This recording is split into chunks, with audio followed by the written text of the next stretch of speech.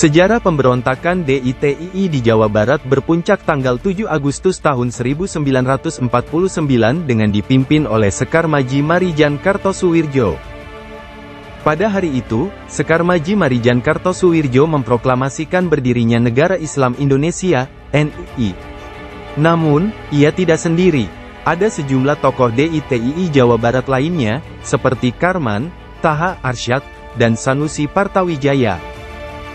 Latar belakang pemberontakan DITII di Jawa Barat adalah ketidakpuasan Kartosuwirjo terhadap kemerdekaan Republik Indonesia, yang kala itu masih dibayang-bayangi oleh kehadiran Belanda. Kolonial Belanda ditakutkan akan datang lagi dan menguasai wilayah Indonesia. Perundingan Renville pada tanggal 7 Januari tahun 1948 antara pihak Indonesia dan Belanda juga menimbulkan masalah baru. Kubu Kartosuwirjo menganggap, keputusan terkait pemberian wilayah Jawa Barat sebagai bagian dari Belanda tidak mencerminkan arti kemerdekaan sebenarnya. Bahkan, kebijakan tersebut membuat Kartosuwirjo mengklaim Jawa Barat sebagai wilayah independen, bukan bagian Indonesia lagi. Dalam Darul Islam, suatu pemberontakan, 1955, C. Van Dyck menerangkan, saat itu, Kartosuwirjo bertemu dengan Raden Oni dari Laskar Sabilillah Tasikmalaya. Mereka berniat mempertahankan Jawa Barat bersama Sabilillah dan Hizbullah. Pada Februari tahun 1948, Tentara Islam Indonesia dibentuk di Priangan, dengan menetapkan Raden Oni sebagai Panglima. Penetapan ini terjadi dalam pertemuan di Desa Pangwedusan, Cisayong, Tasikmalaya.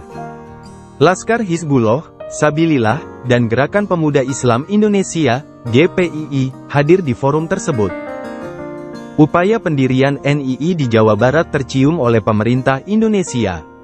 Kartosuwirjo dan kawan-kawan rupanya tidak mendapatkan informasi terbaru terkait perkembangan kedaulatan Indonesia setelah perundingan Rumroyen dan Konferensi Meja Bundar, KMB. Tokoh Islam Indonesia, Muhammad Natsir, yang nantinya menjabat sebagai Perdana Menteri, mengaku ditugaskan oleh Presiden Soekarno untuk mengirim surat kepada Kartosuwirjo perihal perkembangan kondisi terbaru. Namun, surat yang ditulis pada tanggal 4 Agustus tahun 1959 itu tidak sampai di tangan Kartosuwirjo sesuai perkiraan. Lantaran tidak tahu perkembangan yang terjadi, ketidakpuasan Kartosuwirjo akhirnya mencapai puncak.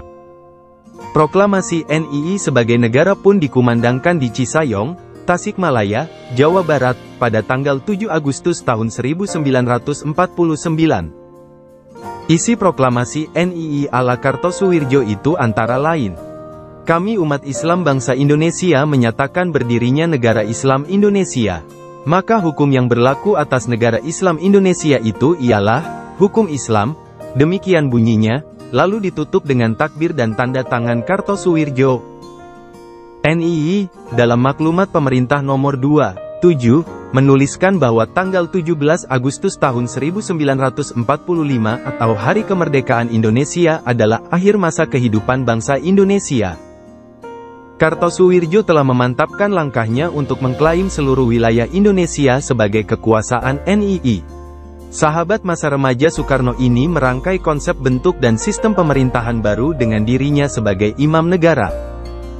Tokoh DITII Jawa Barat ada beberapa, selain Kartosuwirjo yang mengklaim sebagai imam negara. Kesemuanya menjabat di NII, yang baru diproklamasikan pada tanggal 7 Agustus tahun 1949. Wakil imam yang diisi oleh Karman.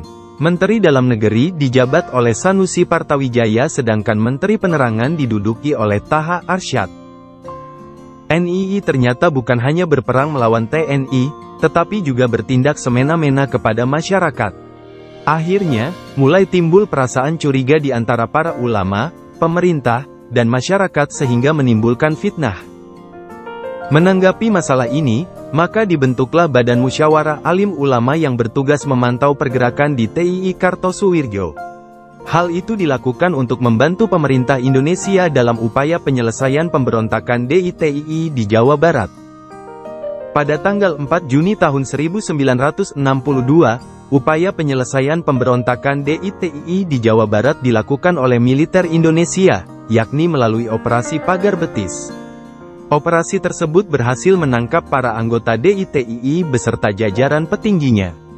Mereka ditangkap, termasuk sang imam, Kartosuwirjo.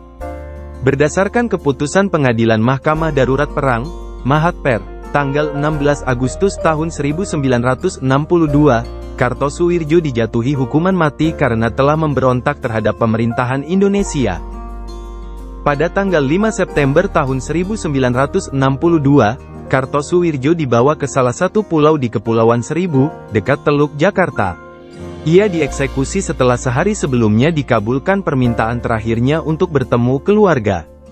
Tepat pukul 5.50 waktu Indonesia Barat, Kartosuwirjo dihukum mati dan itulah akhir pemberontakan DITII di Jawa Barat.